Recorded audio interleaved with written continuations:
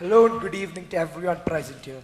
Today, I, Rohan M, And I, Vedant Singh, are going to talk about an issue that is far-fetched far spread, and far away from stopping. We're going to talk about an issue that is present in everyone's lives, whether we realize it or not. We are going to talk about religious conflicts. Religion is a way for the followers of God to find peace and understanding in life. But now we humans have made religion a cause for so many deaths and conflicts, destroying the true purpose of religion. Human beings have evolved a lot from our beginnings, both biologically and socially.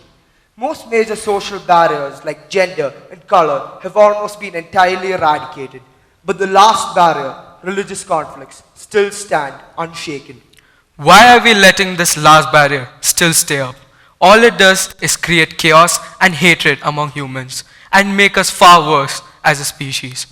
Instead of fighting over religion, we should be fighting towards a better world for our future generation.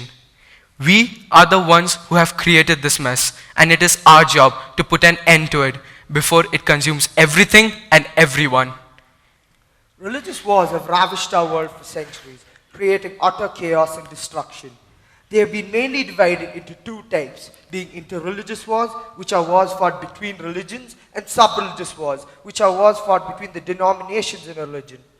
The first step into trying to solve a problem is understanding its origins and roots. This is why we will be talking in detail about a few major religious conflicts so that everyone present here gets a larger idea of what they are and how they have affected us. The first topic we are going to be talking about are interreligious wars. The first major interreligious wars fought were the Crusades. This was the war fought between Christians and Muslim invaders, where Christians were trying to recapture their holy land. This was declared as a holy war by Pope Augustine. Now, this was a major change in our world, as it was the first war which was declared as a religious war. This term has been used many a times in history after this, like in the Iberian religious wars. This was the war fought between Spanish Christians and the North African Muslims who invaded Spain. This was the longest war in the history of our world, lasting for 781 years, killing millions of people. There have been many other religious wars in the history of our world, like the Sudanese Civil War, the ongoing Syrian Civil War, and I'm sure everyone will know about the Jew Holocaust, where more than 6.5 million people were slaughtered and millions other displaced from their homes, all due to the wishes of a few who were against them. This was a live display to the world about how inhuman we can be towards religion. Now coming to our very own country, religious wars have been present in India since the medieval times, like during the period of the Delhi Sultan, where Hindus were mistreated and killed, to the times of Tipu Sultan, where thousands of Christians and Hindus were killed and chased out of Mysore state, and their churches and temples destroyed. Talking about more recent times, the partition and Gujarat and Sikh riots, where thousands of Hindus, Muslims, and Sikhs were killed. All these wars took a devastating toll on our country. I'm sure most of you present here would think that interreligious wars have been far worse than sub-religious wars. But the truth of the matter is, sub-religious wars have been equally bad. The first major sub-religious wars was fought between the Roman Catholics and the Protestants. These wars were the 30-year wars and the French religious wars, which had a combined death toll of more than 8 million people. This was one of the most deadly series of war in the history of our world. Another major series of sub-religious wars were fought between Sunnis and Shias of Islam. They fought over who would be the next successor to Prophet Muhammad, which led to the Battle of Siffin and Jamal, which killed thousands of people. This shows how such petty issues as who will be the next successor leads to major wars that decimate human population. Now coming back to our country, most major sub-religious wars in India have all been caused due to intercaste violence.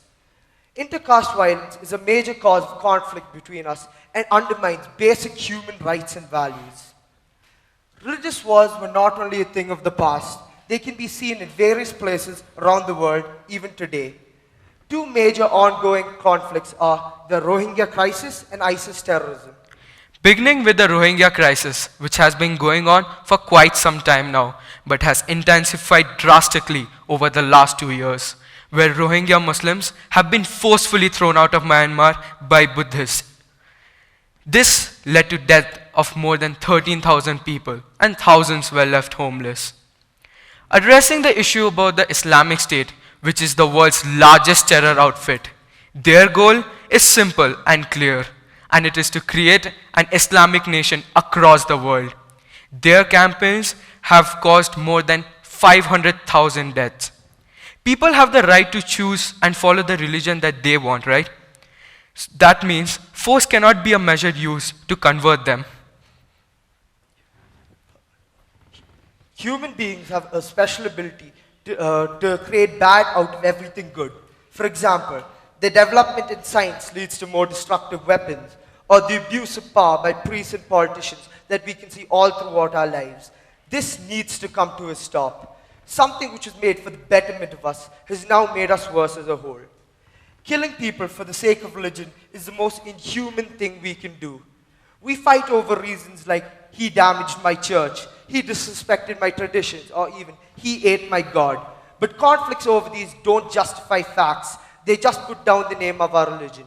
We need to learn how to be more tolerant, and we must stop instigating religious fights. These conflicts must come to an end. I'm no atheist, but at the rate of which things are going on, I'm not surprised why most people in our generation don't believe in God anymore. We claim to be modernized, but how can we even think about this while we still fight over such petty issues like religion? Every individual have their own differences. Whether they are right or wrong, they are our own beliefs. But why do we fight over whose beliefs are better? We must learn to live and let live. We must be united and be in peace. Forget all other religious laws. This should be our fundamental law to help us coexist. Just imagine if all these conflicts and war would come to an end, then true good human nature would be seen.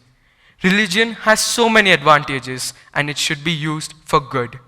We must treat everyone with love and respect regardless of their religion. This can only be achieved through education. Education is the key to solving all religious problems. The only way to solve a problem is by understanding it. This is why it is important for everyone to know what religious wars are, how they are caused, and how they can be resolved. People need to be educated on how inhuman and destructive religious wars are so they can be wholeheartedly against it. They also need to be taught right religious values. Education teaches people how to follow one's religion well and at the same time be more tolerant towards other people's religions. Teaching the youth is much easier than teaching the grown-ups who already have their own set of beliefs and ideas. So people must pay attention that youth must follow the right beliefs and ideas as they play a major role in the betterment of our world. We should also learn how to respect each other for what religion they belong to. People should be known for their values like kindness, hard work, and not what religion they come from. There are so many good examples of people from all religion stay in unity and peace, like in the armed forces, the sports team, and our very own school. Everyone must look up to these examples so that we too can break this barrier of religious conflicts. Speaking of barriers, the only time when we can see religion in its truest form is when all people of all religions are put together in dire conditions. For example, in the recent Kerala floods, everyone were treated with love and respect, regardless of their religion. Churches, temples, mosques opened their doors to refugees, and everyone prayed here to God, practically as one. This is how religion should be, and this is religion at its finest hour. So we leave you with this idea. Think about it. Thank you.